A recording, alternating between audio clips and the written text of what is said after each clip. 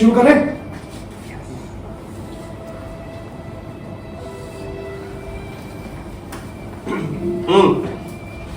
बुलाइए।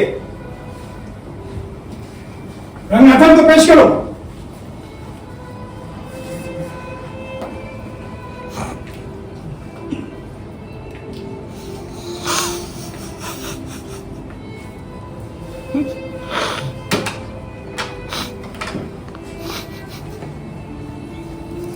आरोप पढ़े जाए। मिस्टर रंगनाथन,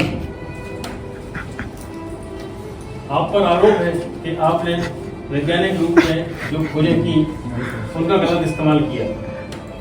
सिर्फ यही नहीं बल्कि सरकार को यह भी आशंका है कि आपने जो अंतिम महत्वपूर्ण खोज की उसका भी आप आगे गलत इस्तेमाल कर सकते हैं। आपने जो तेज मार करने वाले बम बनाए उन्हें लिफाफे में भरकर उन लोगों तक पहुंचाया जिन्हें आप मारना चाहते थे या फिर कोई नुकसान पहुंचाना चाहते थे। बादलों और बारिश पर जो निष्कर्ष निकाले वो भी बहुत ही महत्वपूर्ण व्यक्तियों को खत्म करने की कोशिश में। मैंने कुछ नहीं किया। करने के फिराक में थे। सिर्फ इतने से आरोप साबित नहीं होता। आपके ही सहयोगी गुप्ता, वर्मा और नागपाल ने गवाहियां दी हैं कि अगर समय रहते उन्हें पता नहीं चल जाता तो आप बादलों को माध्यम बनाकर आणविक वर्षा करवाकर बहुत ही महत्वपूर्ण व्यक्तियों को खत्म कर सकते थे। इसकी वजह जो हुआ ही नहीं उसकी वजह का कोई वजूद नहीं हो सकता। वजूद इसलिए हो सकता है कि यह साबित हो चुका है कि देश के चारों कोनों में जो लेटर बम फटे उनके पीछे आपका ही हाथ था। आखिर आपने ये हत्याएं क्यों की? मैंने हत्याएं नहीं की। ये बात सही है कि जब इस तरह की हत्याएं हुई तो आप वहां मौजूद नहीं थे, लेकिन आप ही के दोस्तों की गवाहियां ये साबित कर देंगी कि उन सभी हत्याओं के पीछे अकेले आप ही का हाथ था। आपने ऐसा क्यों किया? मैंने नहीं किया। तो फिर किसने किया? ये पता लगाना जांच समिति का काम है। आप हमारी मदद कर सकते हैं। जांच समिति की जो खबरें देश भर के अखबार में छपी है उनसे नतीजा यही निकलता है कि मिस्टर सिकरी और मिस्टर निगम और मिस्टर बनर्जी के भविष्य में कोई भी वैज्ञानिक खोज नहीं करेगा। ये नतीजा आपका हो सकता है। निकला तो कल के पेपर में भी है कि नौजवान वैज्ञानिक सुनील बत्रा ने आणविक शक्ति के प्रयोग में ऐसा ब्रेक थ्रू किया है कि आने वाले समय में तेल की अनिवार्यता ही समाप्त हो जाएगी। देखिए, हमें मुख्य मुद्दे पर आना चाहिए। हाँ तो मिस्टर रंगनाथन, मैं आपसे वजह जानना चाहता हूं। Excuse me sir.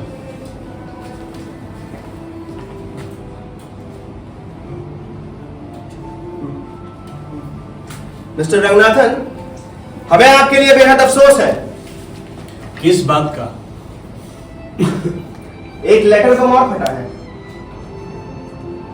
इससे बुरी क्या हो सकती है कि जांच समिति के होने वाले संभावित फैसलों के मुताबिक मुझे नौकरी से बर्खास्त करके जेल में डाल दिया जाएगा। एक महान वैज्ञानिक को जेल में। बुरी बात यह है कि उस लेटर बम के फटने से आपके बेटे की मौत। तब तो यह साबित हुआ ना कि काम मेरा नहीं है। मैं तो पिछले 20 दिनों से सस्पेंड हूं। पूरी निगरानी है मुझ पर। यह लिखिए अपनी जांच समिति की रिपोर्ट में। बुरी बात यह है कि उसमें आपके बेटे की मौत हो गई है।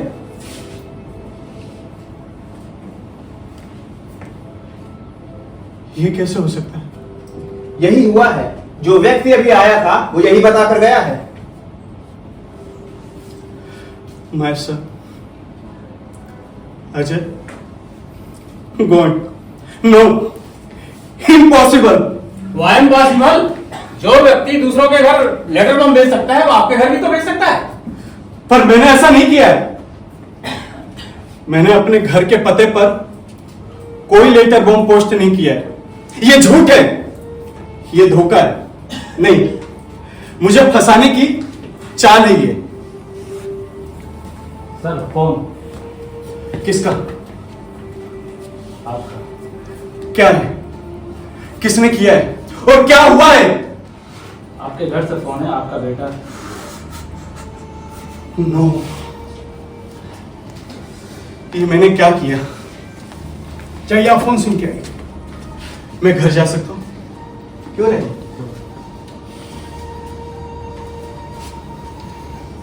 जाने से पहले ये इकबाल करना चाहता हूं कि लेटर बम मैंने ही पहुंच गए थे और बादलों के जरिए आणविक शक्ति के इस्तेमाल की योजना भी मैंने बना ली थी। जांच कमेटी ये पहले से ही जानती थी। हम सिर्फ आपके मुख से सुनना चाहते थे कि आपने ऐसा क्यों किया। अब आप बैठ जाइए। क्या मुझे जाना है? मेरा बेटा? कुछ नहीं हुआ है आपके बेटे को। तो वो व्यक्ति और वो फोन सब एक चाल थी। हमारे पास सिर्फ यही एक जरिया था सच जानने का। अब आप बैठ जाइए।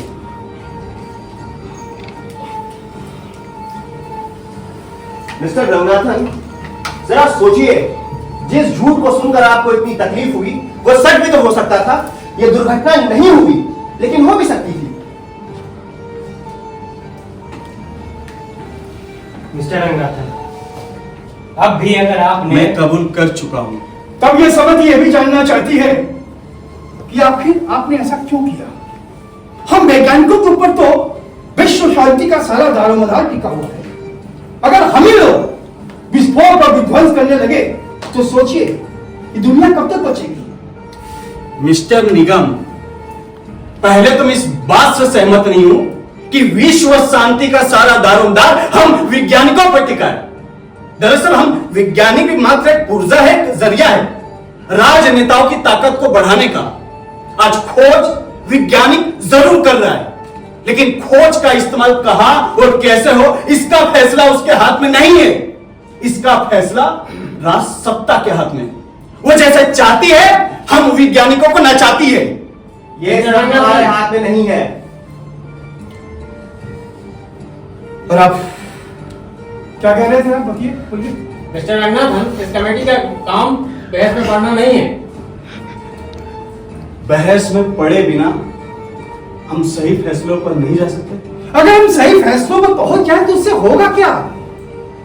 सरकार सिर्फ यह जानना चाहती है कि वो लेटर आपने पोस्ट किए या नहीं, और अगर किए तो उसके कारण क्या है? कारण है मेरी फ्रस्ट्रेशन।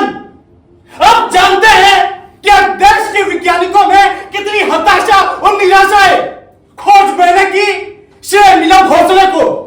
आज भोसले देश के सबसे बड़े शोध संस्थान के हेड है और मैं वही का वही उसे सड़ी हुई प्रयोगशाला में महाचमत्कार कर रहा हूं। ये ना हमारा काम है, ना हमें इससे कुछ लेना देना। और आप कारण तो जानना चाहते तो लिखे कि इन राजनेताओं का हस्तक्षेप बंद होना चाहिए। मेरा मानना है जिनकी मंत्रियों तक पहुंच है सिर्फ वही काबिल नहीं है। ये सब हमारे हाथ में नहीं है। और आपने प्रतिरोध भी तो नहीं जताया। मिस्टर सिकरी, आप खुद भी तो एक वैज्ञानिक हैं। जरा सोचिए कि अगर मैं अपना सारा वक्त और अपनी सारी ताकत प्रतिरोध करने में लगा दूंगा तो यह महत्वपूर्ण आविष्कार करने के लिए समय और शक्ति कहां से आएगी। लिखिए कि मैंने अपने वैज्ञानिक जानकारी का गलत इस्तेमाल किया है। और हां, अगर सत्ता अपना रवैया नहीं बदलती तो कोई और रंगनाथन भी इस तरह से गलत कर सकता है। अभी हमने आपको जो सूचना दी, अगर वह सच होती तब भी क्या आप यही कहते?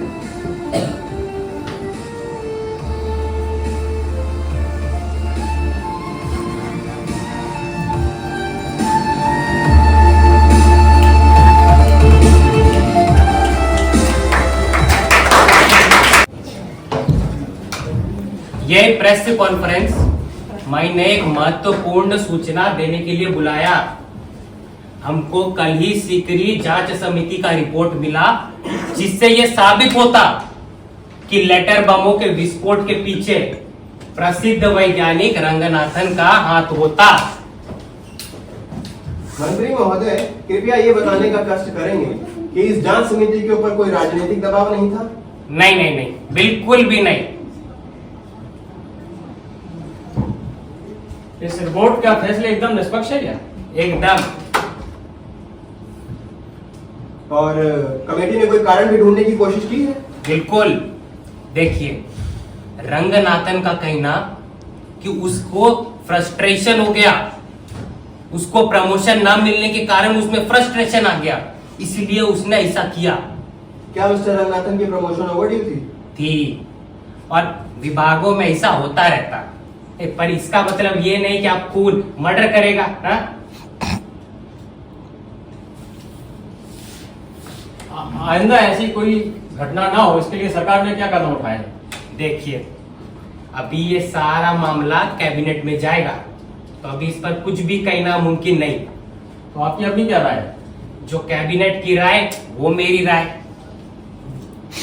क्या कमेटी ने रंगनाथन के लिए कोई सिफारिश की है? हम आपके सूचना के लिए कमेटी का रिपोर्ट का चंद लाइनें पढ़ देता।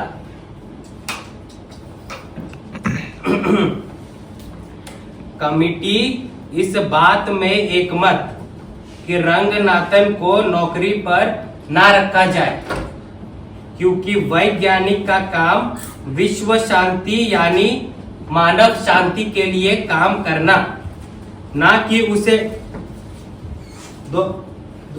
ध्वंस करना। क्योंकि रंगनाथन ने अपनी वैज्ञानिक जानकारी का गलत इस्तेमाल किया और इस बात का कोई गारंटी नहीं कि थोड़ा सा प्रोवोकेशन पर वो दोबारा ऐसा गलत कदम नहीं उठाएगा, इसलिए उस पर कड़ी निगरानी रखा जाए। कमेटी को बेहद अफसोस कि देश को रंगनाथन जैसा महान वैज्ञानिक का सेवा उपलब्ध ना हो पाएगा। कमेटी ने कुछ ये भी तो कहा है ना कि वैज्ञानिक क्षेत्र में राजनीति के अत्यधिक हस्तक्षेप से भी वैज्ञानिकों में फ्रस्ट्रेशन है। देखिए, अभी हमको कैबिनेट का मीटिंग में जाना, तो अभी इस पर हम चर्चा नहीं करेगा। अभी हम कैबिनेट का मीटिंग में जाता, उसके बाद हम बात करता। ठीक, चलिए, नमस्कार। नहीं, नमस्कार।